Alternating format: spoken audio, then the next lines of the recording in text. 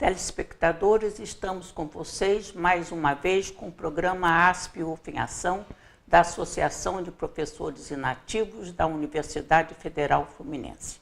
Esse programa acontece graças ao nosso convênio com a PROEX da nossa universidade. Hoje o tema é o Hospital Universitário Antônio Pedro. Estamos entrevistando o professor Tarcísio Rivello, diretor-geral do Hospital Universitário Antônio Pedro e professor titular da Universidade Federal Fluminense. Professor, o senhor com a palavra. Primeiramente, eu queria agradecer essa oportunidade de nós falarmos algumas coisas sobre o nosso Hospital Universitário Antônio Pedro da Federal Fluminense.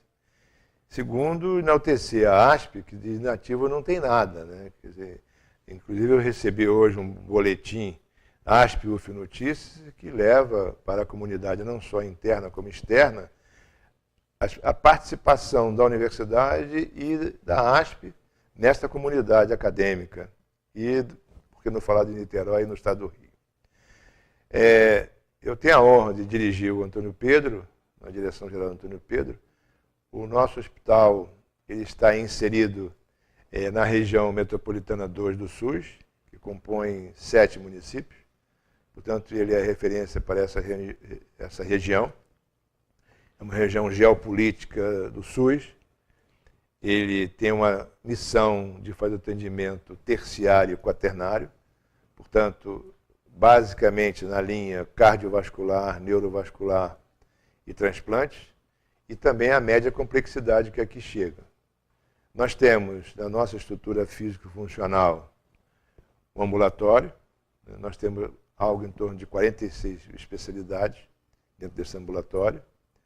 Nós temos uma urgência, que é um serviço de emergência e urgência, que tem uma outra conotação hoje, que eu posso falar adiante. Nós temos laboratório, nós temos sala de cirúrgica, composta de 3 tipos de sala cirúrgica. São a sala cirúrgica geral, que nós chamamos, uma sala cirúrgica de cirurgia especializada, que está colocada no 5º andar, situada no 5º andar, e uma sala cirúrgica, ou complexo cirúrgico, colocada no 8º andar, que é para a obstetrícia, para a maternidade. Essa é uma estrutura básica de um hospital, além de toda a infraestrutura de compras, né, de acompanhamento, de patologia clínica. É uma estrutura básica, professora Tânia, que nós temos assim para falar nesse momento, mas nos transcorrer a gente vai dando mais informações. E um pouco mais de informações, professor, sobre o atendimento ambulatorial e a emergência neste hospital. Esse toque foi muito bom que a senhora deu. A nossa emergência, ela tinha uma colocação dentro da região, em especial de Niterói, que era a única emergência loco-regional. O hospital, como vocês sabem, ele era um hospital primariamente municipal, né? E aí, com a transformação de municipal para federal, continuou-se a pensar, não só, interessante, não só a nossa comunidade interna, como também a comunidade externa, que o hospital deveria, e como ficou, continuadamente atendendo a emergência. Com isso, o município e esta região como toda não se estruturou de fazer uma grande emergência que a região merece. O hospital universitário ele tem que trabalhar com o sentido, como eu falei com vocês, terciário e quaternário, e o ambulatório, que é a grande porta de entrada da comunidade. A emergência, então, em 2008, para vocês terem uma ideia, nós tínhamos, além da lotação, a emergência estava lotada sempre, nós tínhamos 45, 48 macas no corredor. Maca não são leitos, maca é maca, né? Então, com isso, nós tivemos que mudar toda uma gestão da emergência de a porta aberta para uma emergência referenciada e regulada, que ainda está por se fazer. Essa rede de urgência e emergência do SUS, que já deveria estar estruturada para essa região, não aconteceu ainda. Então, a nossa emergência ainda fica superlotada, embora as pessoas pensam que estão fechadas, que ela está fechada, mas não está, por conta, apenas para vocês terem ideia, dos pacientes nossos. O ambulatório nosso é de alta complexidade. Então, os nossos pacientes, quando chegam aqui, no transcurso do seu atendimento, eles agudizam. Quando ele agudiza e tem uma intercorrência, para onde é que ele vai? Ele não vai voltar para casa, ele não vai voltar para a rede. O Hospital Antônio Pedro, com a sua emergência, tem que abrigá-los. Então, só isso já nos dá a demanda suficiente para encher, para ficar pleno a nossa emergência. Então, nossa emergência hoje, professora Tânia, e os senhores que estão nos assistindo, é uma emergência não é fechada, ela não está fechada. É uma emergência regulada e referenciada. Portanto, as pessoas aqui não chegam por demanda espontânea, andando e chegando até aqui. Tem que ser referenciada ou através de um hospital, ou através de uma UPA, uma unidade de pronto atendimento. Faz uma informação a respeito de como está o paciente, manda um documento, nós vamos analisar se temos ou não temos a vaga para atender. Então, a nossa emergência está funcionando desse jeito. Com relação ao hospital, ao ambulatório, desculpe, é um ambulatório, como eu falei, são 46 especialidades. Essa é a grande porta de entrada no hospital universitário, em que o paciente vai chegar aqui, tem várias especialidades que ele pode ser analisado, bastante analisado, para fazer um diagnóstico preciso e fechado.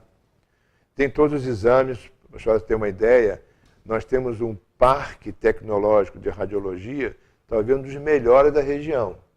Tomografia de alta resolução, 64 canais, ressonância magnética, medicina nuclear.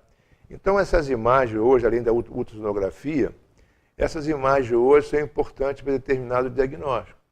Isso o paciente tem aqui no Hospital Antônio Pedro. O que nós temos que entender que o Hospital Antônio Pedro, como qualquer coisa que você faça o atendimento, tem uma capacidade instalada. Essa capacidade instalada, ela significa dizer que eu tenho que atender as pessoas com qualidade, com resolutilidade. Não adianta eu chegar a colocar um número excessivamente maior do que a minha capacidade de resolução, que eu não vou fazer um atendimento com qualidade. Então, o nosso ambulatório, e hoje nós estamos fazendo uma grandiosa obra de ampliação, não só dos números de consultório, como também na qualidade do atendimento, que é um ambulatório novo que está por vir em final ou meado de 2016, é o novo ambulatório com um novo paradigma de atendimento. Professor, o senhor gostaria de falar mais alguma coisa sobre o atendimento à comunidade para os nossos telespectadores? Perfeitamente. Obrigado. Essa pergunta também é interessante. O a mais que nós temos que fazer, professora Tânia, é termos assim uma regulação. É importante que o paciente SUS tem que saber quando ele vai ser atendido, em que hora que ele vai ser atendido, por quem ele vai ser atendido. Então, como eu falei com vocês no início da nossa conversa, o nosso hospital ele está inserido numa rede, e essa rede é composta de 7 municípios. Esses 7 municípios têm que ter condições de acessibilidade para o Antônio Pedro. O nosso hospital, eu vou dizer novamente, embora eu seja de Niterói, nós estamos falando dentro de Niterói, estamos localizados em Niterói, o hospital não é municipal. O nosso hospital é regional. Portanto, esta rede de atendimento ambulatorial tem que ser feita, tem que ser pactuada, tem que ser discutida, tem que ter fluxo e contrafluxo dos pacientes, para que ele não fique aí rodando para lá e para cá, daqui para lá, de lá para cá, numa situação anárquica. Então, eu acho que isso que é o porvir de um futuro que já está passado, já está atrasado. Nós temos que ter esse respeito pelo paciente SUS. E o paciente SUS é um paciente humano igual a qualquer um.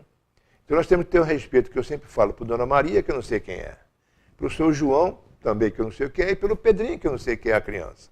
Ele tem que saber como é que vai chegar aqui, quando ele vai chegar aqui, quem vai atendê-lo. Então nós temos que fazer, então, esta rede de atendimento ambulatorial tem que ter uma regulação. Essa regulação é de responsabilidade dos gestores sanitários, que compõem todos esses 7 municípios, que daqui a pouco eu vou falar com vocês. Que normalmente eu posso falar agora: Niterói, São Gonçalo, Maricá, Silva Jardim, Tanguá, Rio Bonito. Então são 7 municípios que compõem toda essa rede da região chamada região metropolitana 2. Então, volto a insistir, nós temos que começar a trabalhar na chamada regulação. Professor, o atendimento do Antônio Pedro é bastante amplo, não só em termos assim das especialidades, mas em termos assim da área administrativa que atende, conforme o senhor disse.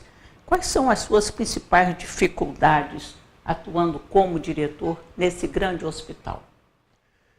Professora Tânia, a dificuldade grande que nós temos hoje é que a região metropolitana 2, onde nós estamos inseridos, quero firmar isso, embora nós estamos geograficamente colocados dentro do município de Niterói, mas nós estamos inseridos numa região metropolitana 2. E nós temos uma unidade de atendimento oncológico, que tem o nome de UNACOM. Esse atendimento oncológico, ele tem que ser ampliado. O Antônio Pedro, sozinho, ele não dá conta do recado. Então, hoje, o grande problema do Antônio Pedro é o atendimento oncológico. Não é só o atendimento, é o atendimento, esse atendimento significa dizer, o fechar o diagnóstico, para ver a linhagem do câncer que essa pessoa tem, o tratamento, ao longo do tratamento, nós temos que fazer, que seja quimioterapia, nós não temos radioterapia. A radioterapia é colocada fora do Antônio Pedro, através de convênio com os municípios, não é o convênio do Antônio Pedro, o município é que tem a obrigação de ter radioterapia. E nós temos a cirurgia. E o acompanhamento desse paciente que nós somos obrigados a ter. Então, esse número de pessoas está excessivo. O Antônio Pedro não está aguentando o número de pacientes oncológicos que está sob a sua guarda. É preciso que o Estado, juntamente com os municípios, façam um outro UNACOM que está começando a ser implantado em Itaboraí, se não me falha a memória, o Rio Bonito, e que a coisa funcione. Tem que haver uma divisão de responsabilidade. E, na realidade, a portaria nova, que trata do câncer, para cada 500 mil habitantes, um UNACOM. Então, como nós temos 2.200.000 habitantes nessa região metropolitana 2, significa, matematicamente, que nós deveríamos ter 4 UNACOMs aqui nessa região. Nós temos funcionando, que é o nosso, o outro está sendo implantado, está funcionando, mas está ainda arranhando. Tem que haver investimento forte nesse UNACOM que foi criado, para que haja um atendimento pleno lá. Eu não posso atender pela metade. O homem não é uma metade, o homem é um todo. Então, esse atendimento plural, global, integral, isso que as pessoas têm que entender. Então, o nosso problema hoje grande é o paciente oncológico, Antônio Pedro. Telespectador, nós estamos terminando o primeiro bloco, mas fique conosco, porque para você saber um pouco mais sobre esse importante tema para você, que é sobre o funcionamento do nosso Hospital Universitário Antônio Pedro. Estaremos com você no segundo bloco, dentro de poucos instantes.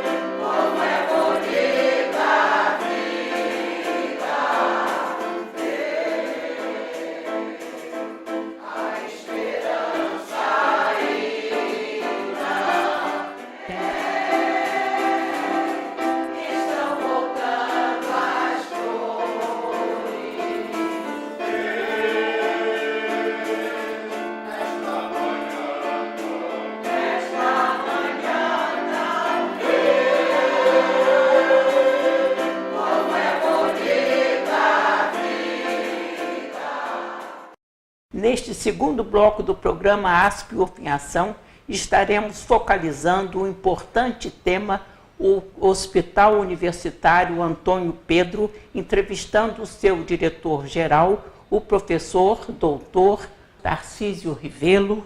E, continuando a nossa entrevista, o senhor pode falar mais alguma coisa sobre dificuldades deste grande hospital? Pois não. Obrigado pela pergunta, professora Tânia. A dificuldade do hospital perpassa por alguns itens. Primeiro é o recurso humano. O nosso recurso humano, ele está, assim, de certa forma, envelhecido. Quer dizer, o RH nosso, das diferentes categorias, está envelhecido. O governo federal, nós estamos ligados ao MEC, não está abrindo um concurso público.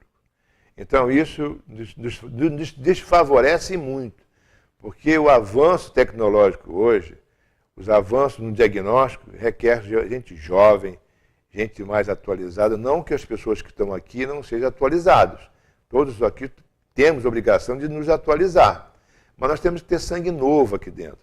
Temos que ter, por exemplo, cirurgião cardíaco. Uma equipe de cirurgia cardíaca não é composta de um cirurgião. Tem que ser 3 cirurgiões, pelo menos. Tem que ter hemodinamicista, perfusionista, que você coloca uma máquina extracorpórea. Estou dando um exemplo de uma cirurgia cardíaca que nós não temos. Nós temos uma cirurgia cardíaca aqui através de projetos. E um hospital desse não pode funcionar com projetos. Projeto, em princípio, tem princípio, meio e fim. E aqui não tem fim. Aqui tem a continuidade, é melhoria das coisas. Então, o RH nosso, professora Tânia, os senhores que estão nos assistindo, está bastante aquém da nossa necessidade de um hospital universitário desta categoria, desta ordem. Nós temos que voltar, professora Tânia, a ter 300 leitos. Não tem essa história de o hospital já teve 400 leitos. Mesmo na sua origem, no seu início, o hospital tinha 352 leitos. Hoje, o ideal, nós temos 300 leitos, com em torno de 45 leitos de UTI, de adulto. Hoje, para a pessoa ter ideia, nós rodamos com 10 leitos de UTI de adulto. É insignificante, eu diria irrisório, para as complexidades que aqui chegam. Os doentes complexos aqui chegam. São diferentes patologias e requer diferentes técnicas para o diagnóstico e diferentes técnicas para o tratamento. Então, um hospital dessa ordem tem que ter algo em torno de 60, 55, em termos de leito de UTI adulto. Nós temos uma UTI neonatal que é excelente, funcionando hoje, com 8 mais 7 leitos. 8 UTI e 7 UTI intermediária. Então, a dificuldade, eu falei com a senhora, o RH. 2, o subfinanciamento. Um hospital universitário tem que ter um financiamento mais folgado, mais alargado, porque, como está falando, um hospital universitário. Hoje nós temos aqui, chego até aqui, o aluno de graduação de medicina, o aluno de graduação de outras áreas da saúde, como biomedicina, enfermagem, nutrição, que roda esse hospital.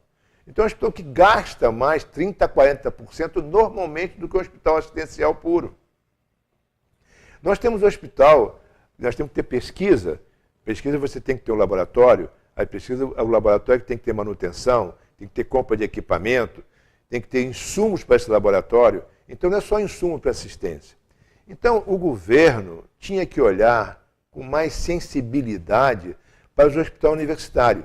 Além do governo, os municípios e os gestores sanitários do SUS tinham que ter um olhar diferente também para o hospital universitário. Não usar, e sim compartilhar com o hospital universitário. Ser solidário com o hospital universitário. Não fazer isso, o hospital universitário, de um quintal deles. Não pode ser assim. Não deve ser assim. Está mudando? Eu acho que está mudando porque as coisas têm que ser o seguinte. Nós temos que ter a nossa participação enquanto hospital universitário. Nós temos que ter a nossa postura enquanto hospital universitário, professora Tânia. Porque senão é aquela história. Se você não se coloca, o outro vai se colocar por você. Essa é uma verdade. Não absoluta, porque nenhuma verdade é absoluta no mundo, a verdade sempre é relativada, mas nós temos que nos colocar. Então, o hospital universitário hoje está sendo hospital universitário. Ele era hospital universitário? Eu vou falar com a senhora que não. Ele é hospital assistencial. E o hospital assistencial não pode ser hospital assistencial. O hospital assistencial, ele vê números. Eu vou atender 100, o gestor quer que eu atenda 200, o outro gestor quer que eu atenda 300, e assim vai. Não pode ser assim. Nós somos exemplo de atendimento. Quando eu faço o atendimento, ele é um binômio. Quem faz o atendimento e quem recebe o atendimento. E esse binômio está sendo olhado, está sendo visto por alguém, está sendo visto por um residente, está sendo visto por um aluno de graduação. Ou seja, nós estamos sempre sendo vistos. E esse exemplo nós temos que dar. Eu falei anteriormente que a nossa emergência aqui, quero insistir nisso, era uma emergência que era um estado de guerra, meus senhores. Era um estado de guerra, porque uma emergência que tem 45, 50 macas no corredor, aquilo é guerra. Aquilo é ensinar na época de guerra. Aliás, as emergências começaram na guerra. E aqui nós não podemos ficar em estado de guerra. Então a coisa está se acalmando, eu estou botando no gerúndio, está se acalmando. Lá está longe de nós termos uma emergência referenciada e regulada. Mas, se Deus quiser, a coisa vai resolver, porque não é possível que os gerentes, os gestores dessa área não tenham essa sensibilidade.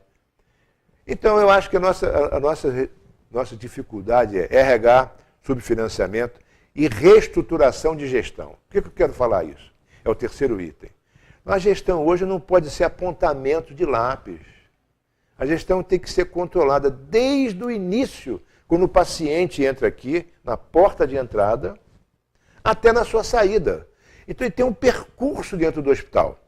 Esse percurso do hospital, ele recebe atendimento de várias ordens. Do psicólogo, do assistente social, do nutricionista, do médico, do enfermeiro, do técnico de enfermagem, do técnico de radiologia, do técnico do laboratório, enfim. Ele tem que receber esse atendimento. E o atendimento tem que ser humanizado. Então, essa humanização, esse percurso que eu chamo do paciente, desde a entrada dele até a sua saída, tem que ser acompanhado pela gestão do hospital. É exatamente comparando com uma escola, com uma universidade. O gestor da universidade tem que acompanhar o aluno. Desde que ele entra do vestibular, passou para o vestibular, entrou na universidade, ele passou por todo o seu ciclo, que é básico, que é profissional, e a sua saída. O ideal, se nós pudéssemos acompanhar, e deveríamos acompanhar, o paciente e o aluno, comparando educação e saúde, que são muito relacionadas, fora do hospital, fora da escola. Como é que está sendo tratado, professora Tânia, o nosso paciente que nós deixamos, colocando ele novamente para a sociedade, e essa sociedade, através da rede, deixou ele ao léu. Conseguimos recuperá-lo e novamente ele vai voltar a ser doente, porque não teve um tratamento, não teve uma adesão do projeto terapêutico que nós chamamos. O projeto terapêutico nós fazemos aqui. Quem que acompanha esse projeto terapêutico fora do hospital? Quem que acompanha esse aluno fora da universidade? Está bem? Está mal? Ele foi bem sucedido? Tudo aquilo que ele ganhou dentro da universidade, ele está sendo aplicado? Tudo que nós fizemos por esse paciente aqui no hospital está sendo respondido na rede do atendimento da saúde? Então, essas são as grandes dificuldades do atendimento SUS no Brasil. Tem que haver, professora Tânia, investimento, mas mais do que isso, tem que haver acompanhamento da aplicação desse investimento. Porque o senhor está vendo na mídia aí, geral, na mídia nacional, essas vergonhas que estão vendo aí. Tem que haver esse acompanhamento.